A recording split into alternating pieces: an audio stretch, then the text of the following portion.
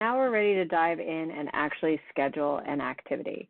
So you can see that I've logged into the website and I've come to the calendar. So I clicked on calendar and now I'm ready to schedule. So I'm going to go here to this button that says schedule an activity. I'm going to click here. Now I'm going to be presented with 3 items. For now, just focus on activity. The majority of what you do, 99% of the time, is just going to be schedule an activity. So we're going to focus there. Once we're here, I want to just get you familiar with what we're seeing. On this left-hand side, you've got different options. Every time you click one of these, you get a different screen. So we want to walk through them in order, and there's only some of these that you need to fill out. What you need to focus on is basic, dates, leaders, participants, locations, hike info, and then badges and gear if you want to, but those are optional. So we're going to start with basic. First thing we're going to do is go to activity and we're going to click select.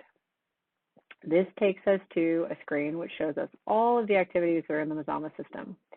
Now, if you know exactly what you want to do, you can just start by typing in what you want to do. So let's say we want to lead Hamilton. Let's type in Hamilton. We're going to hit enter. Yes, you do need to hit enter to start filtering. So click on enter and we can see we've got 2 activities in here with a result of Hamilton. Chances are good you want to do Hamilton Mountain Loop.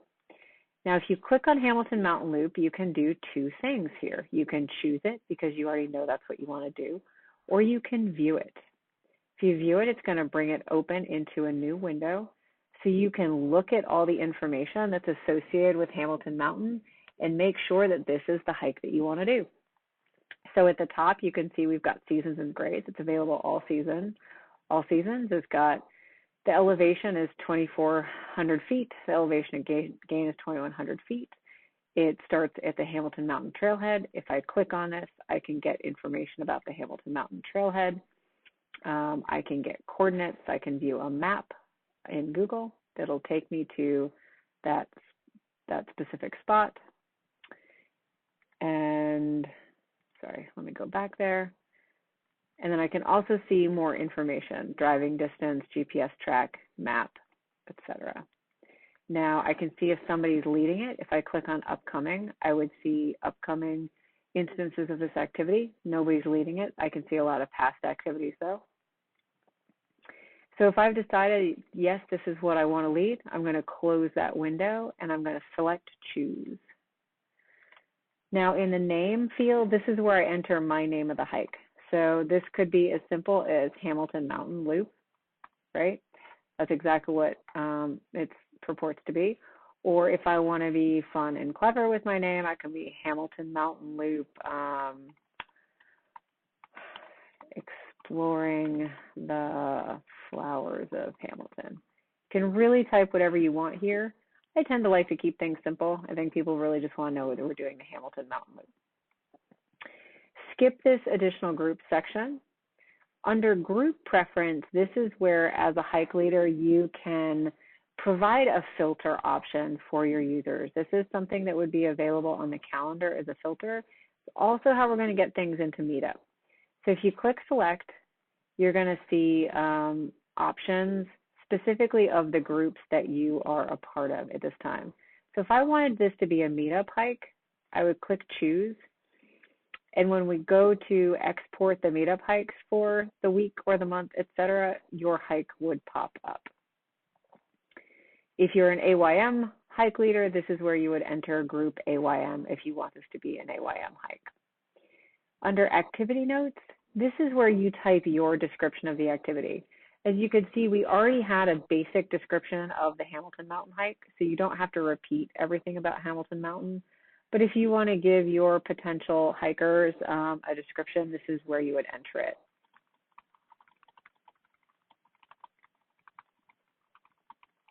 You could also tell them certain things of, I like to hike fast, but take long breaks to enjoy the scenery and the group I am hiking with. Right, that's relevant information for somebody who might want to sign up for my hike.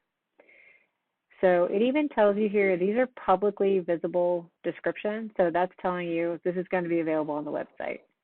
Leader notes, this is specifically information that's only going to be available to somebody who has signed up for my hike. So if I wanted to give specific information to folks, this is where I would put it in, such as we are going to meet at my house at 123 Testing Lane at 5 a.m. Right? I don't really want the general public to know where I live or anything of that nature. If I want to give people a gear list, I could do it here. Please bring gaiters, water, trekking poles, lunch, and a positive attitude. If I could spell positive, it'd be fantastic.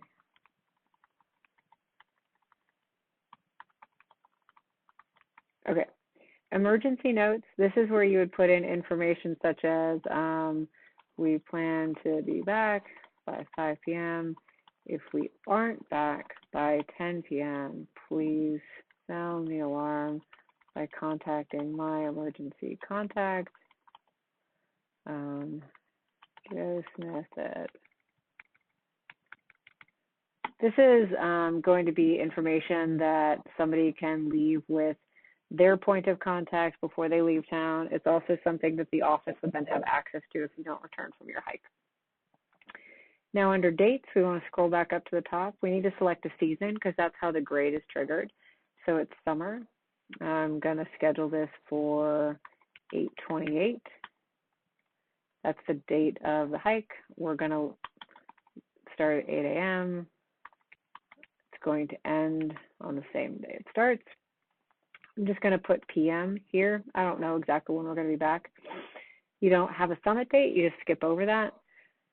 Registration open date, this is where you want to set when people can start applying for your activity, as well as registration close date. If you want people to be able to sign up through the day of the hike so they could show up at the trailhead with their smartphone and sign up online, set it to the day that the hike ends.